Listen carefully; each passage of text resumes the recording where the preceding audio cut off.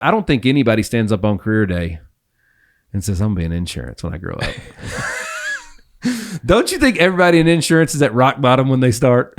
I think you're exactly right. And I got hurt when I first got into insurance because someone said to me, oh, you're a used car salesman. Yes. And I thought, man, is that really how he thinks? Because my prayer every morning is, Lord, take me to people who need me. Mm-hmm. And it took one of my clients, my first client, passing away and taking the spouse $3.25 million, who had 3 kids, to realize she needed me. And I'm not a used car salesman. I mean, it hurt. It hurt. But I don't let it bother me anymore because I know that I'm out here doing the best job helping people with what they need. If I tell the story of what I have and what I can give them and they don't choose it, that's okay. That's right. God's my provider, not my clients. So I just move on and go to the next person who I feel like God put me in their path and needs me and needs my services. The most important play is the next play, right? That's it. Hey, all the no's just get you closer to a yes. Well, it's, and it's funny too, because when you watch the Tom Brady documentary, he's like, they're talking about the draft and he's like, 5th round, here comes the 6th round. And I'm thinking like, damn, I'm gonna have to go like sell insurance or something, like that. Like when you've totally like that, but that's it. When you hit total rock bottom, that's when you become an insurance agent. And it's crazy too, because the insurance, if I'm not mistaken, it creates more millionaires worldwide than any other industry. Maybe so. And a lot of those sports guys, guess what they do when they retire? That's right, insurance and financial services. It's very competitive, but again, those are guys that don't mind taking a bet on themselves. They know they can work hard. They know that they do the work. They'll get there. They'll provide. And again, the cool thing about insurance is there's no ceiling on what you can make. No, there's no. So every time you raise your ceiling, you raise your floor too, right? Yeah. So that's how that works. Absolutely. I love it because, when I told you about the guy saying there's no salary, it's all commission. I love that because that just said, basically to me, F.I.L.O, first in, last out. My effort determines my income. Mm-hmm. Heck yeah, let's go. Mm-hmm. Let's go. Mm-hmm. I couldn't have said it any better, man. So the F.I.L.O thing is just such a it's a great message. I want it on a T-shirt. You know what I mean? Like it's such a, for me, it just really, really, it really, really hits home. Because you're a F.I.L.O, Nick. There's no reason not to be. I've seen it. I talk to you on the phone. Sometimes you're hard to get on the phone because you're so busy and it's all day long. Mm-hmm. You're definitely out working everyone in Nashville. I can tell you that right now. I don't know what else to do. Maybe even the state. Yeah. Yeah. Well, one, my kids are watching. Yeah. Right. And 2, my family is important. I do spend a lot of time with them. Mm-hmm.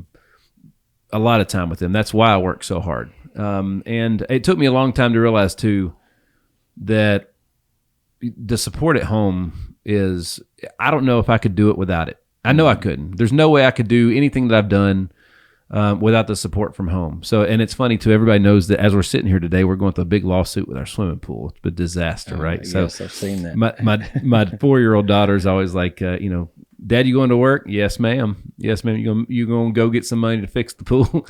Sure. That's what I'm going to do, man. Go get more money to fix the pool. But again, that's the way I was brought up. Was like, look, man, the only 2 things you can, Don Meyer, the great Don Meyer used to say, the only 2 things you can control that nobody else can touch is your attitude and your effort. Mm-hmm. Right? Now, I still struggle with the attitude a little bit, but the effort just comes natural now. I don't know any other speed or what else to do. Yeah. The attitude I'm still working with because it's hard to, especially with the noise that comes through your phone these days, it's hard to not let that impact you a little bit, to not let the things that are going on negative around you touch you today. It's hard. Absolutely. You know what never goes in a slump? What's that? Hustle. Let's go. That's what I'm talking about. It's effort. It's the same thing, just like you said. I mean, you're hustling. It's your effort. Yeah. It never goes in a slump. Well, when, and let's take baseball, for instance, the greatest sport for life lessons.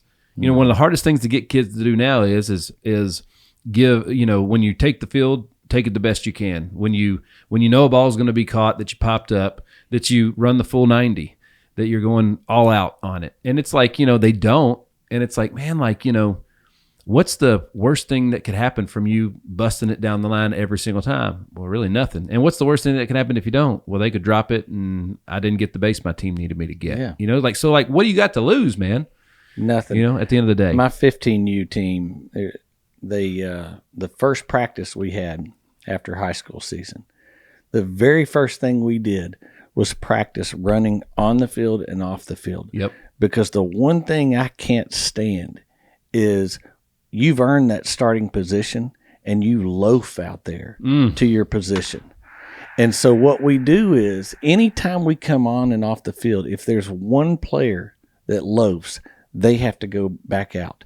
And we've done it. I mean, all throughout the practices this preseason, we've gone, I'm like, go do it again. Go do it again. Or if I say, everybody come here, if they loaf, we go back and then they sprint. Mm-hmm. And I told him, I said, I can't wait till we do this in a game. Yeah. You guys loaf off in the third inning, and then the other team's out there and y'all have to go back out there and rerun it. Yeah. I said, it's going to be embarrassing.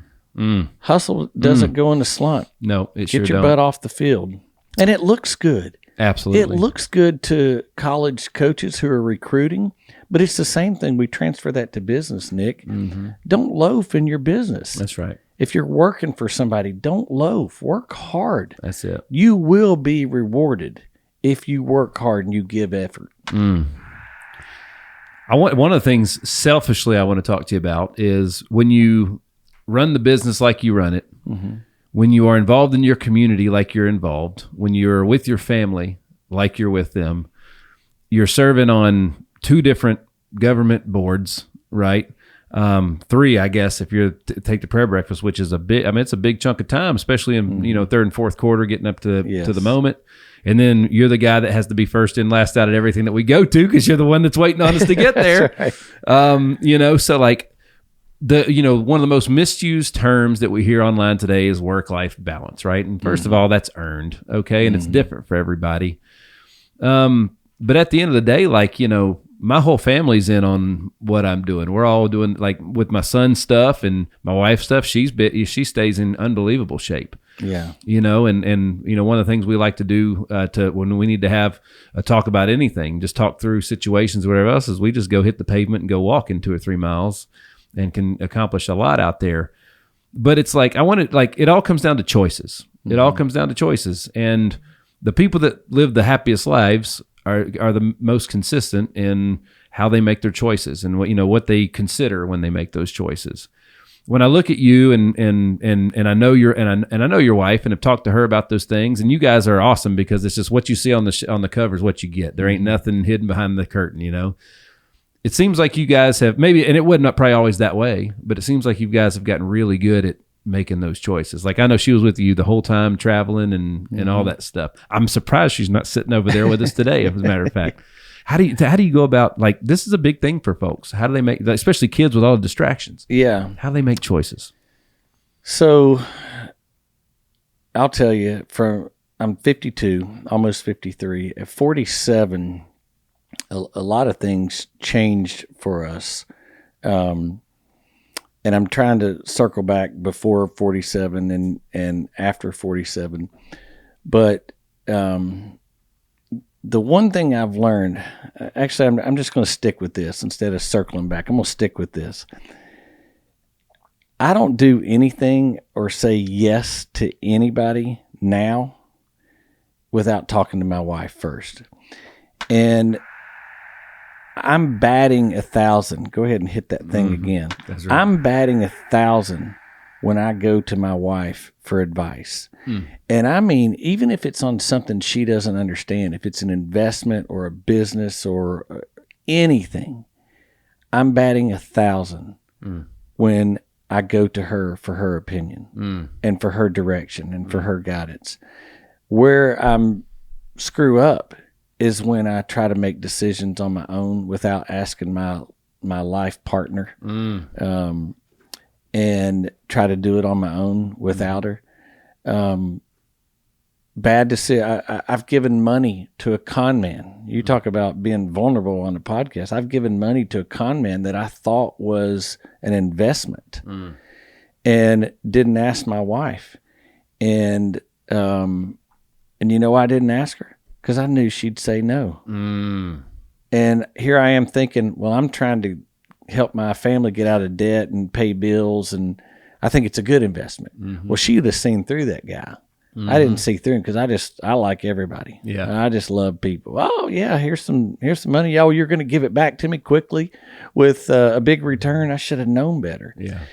And when you ask your spouse and you go in as a team with your spouse, you can't go wrong. You can't go wrong. So that's the biggest thing I would say is just ask your wife, ask your spouse, what should I do here? One of the coolest things ever was when my wife and I figured out how to dream together. That was when because like then all of a sudden you realize you're not alone. You know what I mean? And like, man, let me tell you, confidence is a skill, right? It is a skill. And it was when I figured out that I could leverage you talk about Nick when he's invincible, it's because my wife just gave me a pat on the butt, said, get back out there and let's go. Like, dude, I'm like, oh my God, I got this, It's unbelievable how big of a difference that makes.